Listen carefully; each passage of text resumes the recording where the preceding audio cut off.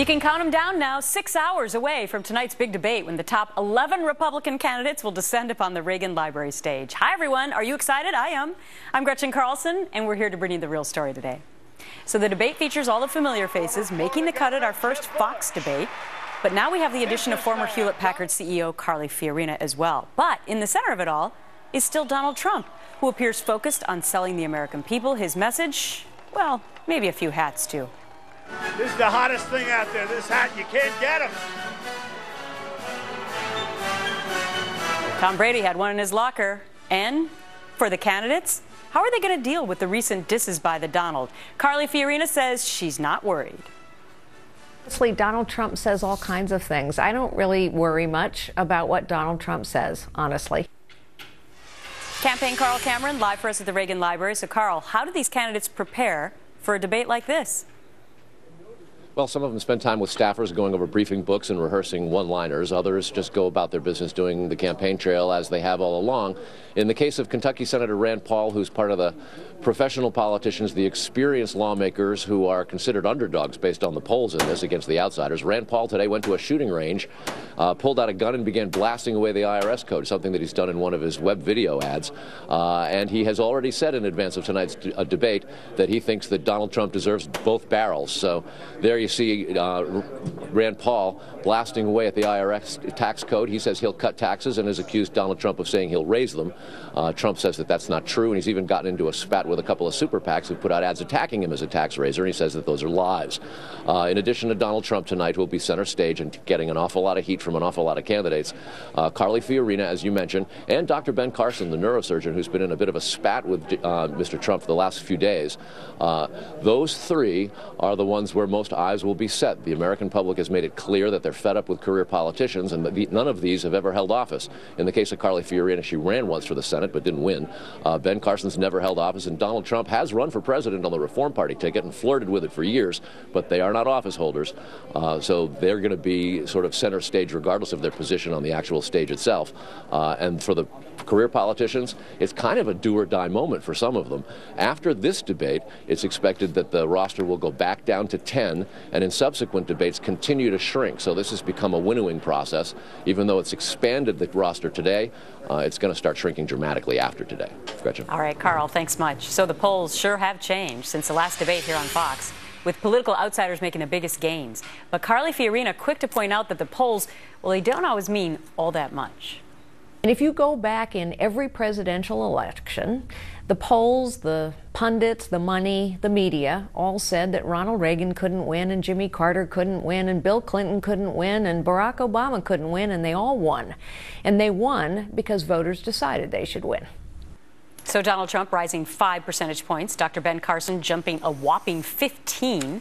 Senator Marco Rubio getting a 1-point boost, Carly Fiorina gaining 2. Joining me now, Larry Sabato, Director of Center for Politics, University of Virginia. All right, so when we look at this poll and we compare them, Larry, between before the debate, the first debate, and now, I mean, it's pretty obvious. The outsiders have gone up. The insiders, the establishment, have gone down. Absolutely. Nobody's fallen further than Jeb Bush and Scott Walker. They're the two that really have to make a comeback tonight if they're going to. I tell you, though, Carly Fiorina was right about this. It's very important to remember that the reality today probably won't be the reality come February 1st and February 10th when Iowa and New Hampshire vote. You know, the 2012 cycle, you had 4 or 5 frontrunners on the Republican side at one time or another. Back in 2000, a majority of the caucus participants in Iowa voted for outsiders, people who had never held public office, like Steve Forbes. Right, exactly. Alan Keyes, Steve Forbes, and Gary Bauer back in Iowa in 2000 had more than half of the support of Republican voters at that time.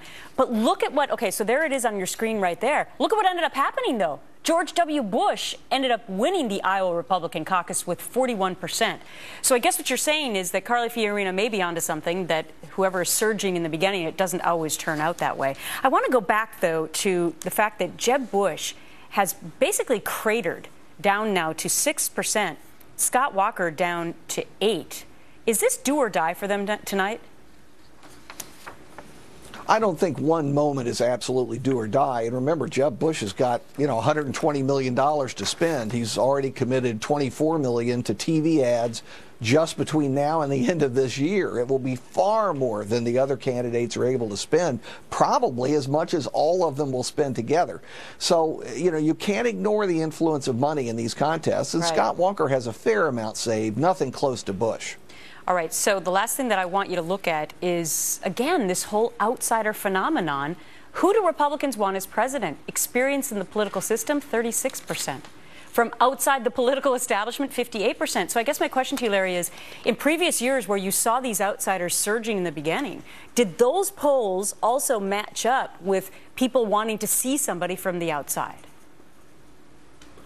I don't think there was as strong a sentiment for outsiders as there is this year, because remember, Republicans are angry not just at President Obama. They don't agree with much of what he's done. They're also angry at their own leaders in Congress because they believe not much has been accomplished there in limiting Obama's powers or agenda. So there's a kind of a universal anger that I think is manifesting itself in these numbers. But believe me, Gretchen, things will change. The only constant is change. I've heard that before in my many years. All right, Larry Sabato, we'll see you again soon. Thanks. Frontrunner Donald Trump, well aware his GOP rivals are out to get him tonight. I hear everybody's coming after me. We had one poll where I was at 40 in New Hampshire. I'm at 40 in second place. I think it was 12 or something. And, they're all coming after me is what I hear. And whatever it is, it is. Let's see what happens. But Republicans aren't the only ones looking to knock him down. Well, now the Dems are taking aim even before the debate. Joining me now on set, Chief White House Correspondent Ed Henry. So it's interesting, on the eve of the last debate, Hillary Clinton was sort of mum. Yes. And now what's she doing? She had this very quiet event in California last time when there was the Fox debate. One of the people at her event said, hey, somebody's going to be the new president soon. And Hillary Clinton joked, not just somebody, and kind of laughed, said it's going to be me. She was riding high at that point. So she didn't have to attack Donald Trump. Today, she's attacking Donald Trump and the rest of the field because she's in a much different position. She's subscribing the idea the best defense maybe is a good offense. So she's going on The Tonight Show with Jimmy Fallon tonight, trying to counter-program the GOP debate. And then she just released this campaign video mocking Donald Trump, The Apprentice, and the rest of the Republican field as maybe being too extreme. Previously on Presidential Candidate Apprentice. You're fired. 17 of the most extreme Republicans battled for attention. Machine gun bacon. Now the contestants are on a race to the far right. I, for one, don't think that Planned Parenthood ought to get a penny. There may be a war on what's inside of women, but there is no war on women. There's a new CBS News New York Times poll out today that's got bad news for her on Honest and Trustworthy. Again, we've heard that before, but something buried in the fine print. It says 63% of Republicans say it's too early to pick somebody. Keep that in mind tonight with the debate. But 56% of Democrats also say it's too early to pick somebody. So this idea that Hillary Clinton is the front runner, she's the inevitable person, obviously it's long gone. Used to be the foregone conclusion, but maybe no longer. So she's not the only Democrat, though, attacking or attracting to Trump. No, it's interesting because, there's been all this whispering back in Washington. Is President Obama going to get behind Vice President Biden and turn on Hillary Clinton? He hasn't done that yet. But interesting, the last 24 hours, almost if they're talking from the same talking points, the president, the vice president, both attacking Trump. Despite the perennial doom and gloom that I guess is inevitably part of a presidential campaign, America's winning right now. I walked out of the House just as Trump was talking on the television. Folks, this will not prevail. This will not prevail. The president trying to push back on the idea, make America great again. And Vice President Biden sounding like a candidate attacking the front runner. Look at this graphic, though, where Hillary Clinton was the day before the Fox debate. 55%. The nearest competitor was Bernie Sanders. She had a 35-point lead. You see it shrunk there now. She's at 45. He's at 23, Sanders. Joe Biden, who was at 13, now creeping up to 19%. So she is in a far different position a month and a half ago. I have a feeling Donald Trump welcomes President Obama saying something, even using his own campaign slogan. He's going to be tweeting about it soon. He's going to sell more hats. No doubt. All right, Ed, good to see you. Thanks, kid.